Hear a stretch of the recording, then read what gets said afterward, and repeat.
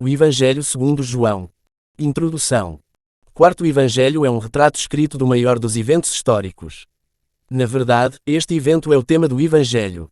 E o Verbo se fez carne e habitou entre nós. Capítulo 1, versículo 14.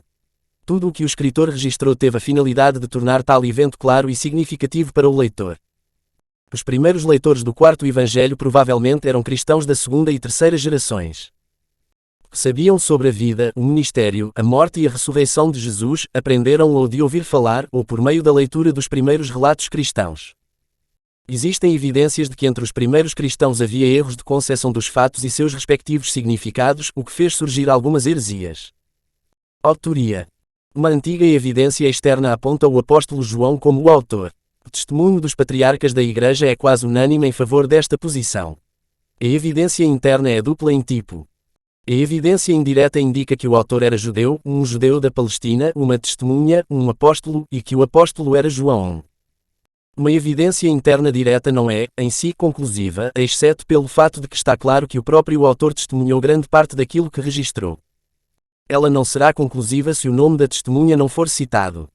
João escreve que o Verbo se fez carne e habitou entre nós. Capítulo 1, versículo 14, indicando que o Deus encarnado esteve entre aqueles com quem o próprio escritor estava associado. Novamente ele declara ser testemunha da cena da crucificação. Quando o soldado perfurou o lado do Senhor, saíram sangue e água. O escritor atesta o seu testemunho, e aquele que o viu testificou, e o seu testemunho é verdadeiro. Capítulo 19, versículo 35. Sem apresentar seu nome, o autor se identifica, em sua conclusão do Evangelho, como uma testemunha. Este é o discípulo que testifica dessas coisas e as escreveu. Capítulo 21, versículo 24. O autor. João era filho de Zebedeu, um pescador, e de Salomé. Marcos capítulo 15, versículo 40, capítulo 16, versículo 1, confira. Mateus capítulo 27, versículo 56. Pensa-se que era mais jovem do que seu irmão, Tiago. Evidentemente, eram os membros da família de Zebedeu pessoas que detinham posses. Eles haviam contratado empregados. Marcos capítulo 1, versículo 20, e, de acordo com João capítulo 19, versículo 27, João cuidou de Maria após a morte de Jesus. Embora o nome do apóstolo não seja mencionado como discípulo de João Batista, há razão para crer que ele era um dos dois discípulos citados em João capítulo 1, versículos 35 a 40. Se este for o caso, fica evidente que o apóstolo foi primeiro um discípulo de João Batista e, mais tarde, deixou-o para seguir a Jesus, tornando-se um discípulo que dedicou tempo integral a servir o Mestre. Mateus capítulo 4, versículo 18 a 22, Marcos capítulo 1, versículos 19 a 20, Lucas capítulo 5, versículos 1 a 11, confira. João capítulo 1, versículos 29 a 46. João fazia parte do círculo íntimo de discípulos, juntamente com seu irmão, Tiago, e também Pedro. Em várias ocasiões, durante a última metade do ministério de Jesus, os três discípulos foram atraídos para um relacionamento mais íntimo com Jesus, mais do que os outros discípulos. Mateus capítulo 17, versículos 1 a 8, Marcos capítulo 9, versículos 2 a 8, Lucas capítulo 9, versículos 28 a 36 e versículo 49. Mateus capítulo 22, versículo 8. Pedro e João foram os únicos a seguir Jesus até o lugar do julgamento. João capítulo 18, versículos 15 a 16, e somente João foi com ele até o Gólgota. João capítulo 19, versículo 26. Foram João e Pedro que correram até o sepulcro na primeira manhã de Páscoa. João capítulo 20, versículos 3 a 4. O apóstolo é mencionado 9 vezes no livro de Atos. Ali, sua presença ficou obscurecida diante do destaque da liderança de Pedro.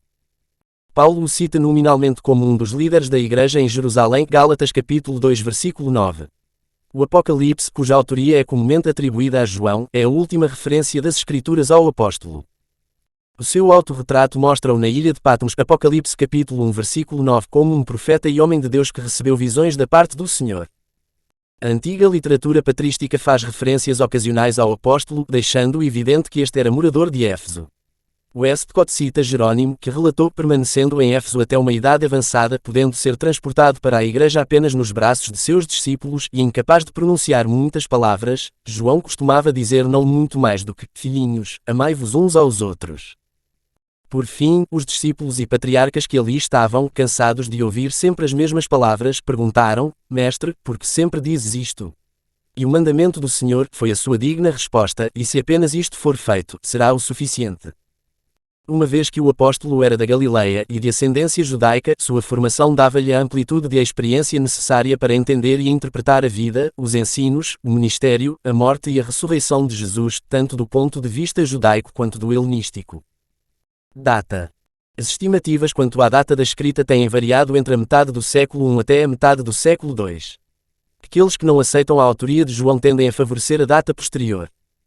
Alguns estudiosos recentes defendem a primeira data com base nas descobertas arqueológicas na antiga colónia grega de Pelã.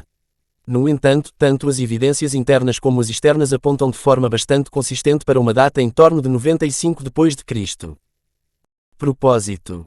O propósito do autor é claramente declarado: Jesus, pois, operou também, em presença de seus discípulos, muitos outros sinais que não estão escritos neste livro. Estes, porém, foram escritos para que creiais que Jesus é o Cristo, o Filho de Deus, e para que, crendo, tenhais vida em seu nome. João capítulo 20 versículos 30 a 31. Uma análise das ideias-chave poderá ajudar-nos a entender melhor esta declaração. Primeiro, os milagres, sinais. A palavra grega usada aqui é semecha. Em seu uso clássico, significava uma marca, sinal ou símbolo pelo qual algo é conhecido, um traço, um rastro. B. Um sinal dos deuses, um presságio. C. Um sinal para fazer qualquer coisa, um sinal para a batalha. Segundo, no grego koine, a palavra significava milagre, ou maravilha, bem como sinal. A versão King James, em inglês, traduz a palavra 4 vezes como sinal e 13 vezes como milagre.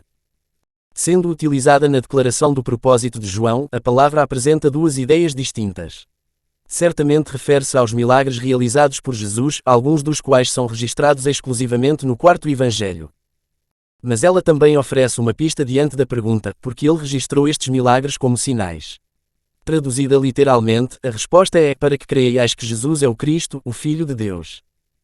João viu os milagres de Jesus como sinais para a ação e designou o ato de fé como sendo a ação desejada. A fé, o substantivo, fé, pistis, não aparece no Evangelho de João. No entanto, o verbo, crer, pisteu, é usado em várias formas 94 vezes. Ela é uma palavra-chave no Evangelho. O ato da fé é uma resposta total e pessoal àquele que Deus enviou, o Verbo encarnado. De acordo com L. H. Marshall, a fé possui 3 elementos claramente discerníveis: a crença, a confiança e a lealdade. Assim como a pólvora não é pólvora se um de seus 3 elementos, carbono, nitrato de potássio e enxofre, estiver faltando, a fé só é genuína se os seus 3 elementos estiverem presentes. Um exemplo excelente disto está em João capítulo 11. Jesus é o Cristo, tanto o produto quanto o objeto da fé são fundidos em uma única essência. O produto de uma fé realizadora é um entendimento correto do fato histórico do cumprimento messiânico na encarnação. Mas a fé está em sua realização mais elevada quando o seu objeto é Jesus, o Cristo, o Filho de Deus. João planejou intencionalmente a sua escrita selecionando e colocando em ordem os eventos e as palavras, a fim de mostrar que o Logos de Deus, o Verbo encarnado, é o cumprimento completo e final de tudo o que está prefigurado na lei e nos profetas. Embora João não registre a própria declaração de Jesus, Mateus capítulo 5 versículo 17, a este respeito, ele demonstrou por sinais, cuidadosamente escolhidos, que Jesus veio não para destruir a lei e os profetas, mas para cumprir tudo o que fora dito. A palavra, vida, zoe, é utilizada 36 vezes. Em 17, é usada com o adjetivo, eterna, aionios, mas sem qualquer mudança evidente de significado. Além disso, o verbo, viver, zen, ocorre 16 vezes, e há 3 ocorrências de zupoen, que significa vivificar. Portanto, fica evidente que vida é um grande tema do quarto Evangelho. A forma substantiva zoe é definida por Arndt e Gingrid tendo o significado de vida no sentido físico, um meio de sustento ou subsistência. Ela também significa a vida dos crentes que procede de Deus e de Cristo e se refere à vida de graça e santidade. Especialmente no uso joanino, o conceito zoe é abundantemente empregado como uma regra para designar o resultado da fé em Cristo. Na maioria dos casos é declarado expressamente que o seguidor de Jesus possui vida mesmo neste mundo. Em muitas passagens, como aqui, a palavra vida, zoe, é usada como sinônimo de vida eterna, zoe aionios. Dessa forma, é visto que o propósito de João ao escrever é que o leitor, alcançando a fé, possa se tornar aquele que recebe a vida eterna, uma vida atual de graça e santidade. Palavras-chave. Contrastes vívidos fornecem boa parte da imagem de fundo e do simbolismo no Evangelho. Um destes contrastes é a luz e as trevas, e a luz resplandece nas trevas, capítulo 1, versículo 5. A palavra luz, fus, aparece 21 vezes, e trevas, scotia, é usada 6 vezes. Jesus é a luz, capítulo 8, versículo 12, e ele veio para expulsar as trevas, capítulo 1, versículo 5, que representa o mal em todas as suas formas, tanto no sentido individual como cósmico. Há a garantia de que, em última instância, no propósito e tempo de Deus, tudo o que a luz representa triunfará, e tudo o que as trevas representam será removido e derrotado. Confira Apocalipse capítulo 20, versículo 10. É bastante claro que o autor tinha em mente escrever uma polêmica contra a crença gnóstica. Esta era uma doutrina filosófica de um dualismo metafísico de luz e trevas, bem e mal, sem a garantia do triunfo final de Deus e daquilo que é certo. Um outro conjunto de palavras-chave é verdade e testemunho. Jesus disse diante de Pilatos: para isso vim ao mundo, a fim de dar testemunho da verdade. Capítulo 18, versículo 37.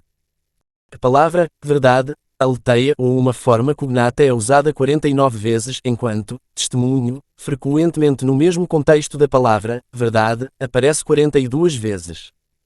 O próprio Senhor Jesus é a verdade manifestada na carne, o verdadeiro testemunho. Capítulo 3, versículo 33, pois ele mesmo é a verdade. Capítulo 14, versículo 6. Então, existem aqueles que dão testemunho de Jesus, o Pai. Capítulo 5, versículo 37, o próprio Jesus. Capítulo 8, versículo 14, João Batista. Capítulo 1, versículo 15, as próprias obras ou sinais de Jesus. Capítulo 10, versículo 25, as Escrituras. Capítulo 5, versículos 39 a 40, os discípulos. Capítulo 15, versículo 27, capítulo 21, versículo 24, e o Espírito. Capítulo 15, versículo 26, capítulo 16, versículo 14. Vida e juízo e crise também representam ideias-chave. A palavra vida foi discutida acima. Da mesma maneira que é usada ao lado do adjetivo eterna, com riqueza de significado, ela também é colocada em contraste com o juízo ou a morte. A palavra juízo é usada 26 vezes e retrata consistentemente a condição atual daqueles que recusaram-se a crer. Capítulo 3, versículos 18 a 19, naquele que é a luz. Capítulo 9, versículos 39 a 41. A vinda da luz constitui o juízo final sobre o pecado e a morte. Capítulo 16, versículos 8 a 11. Fonte: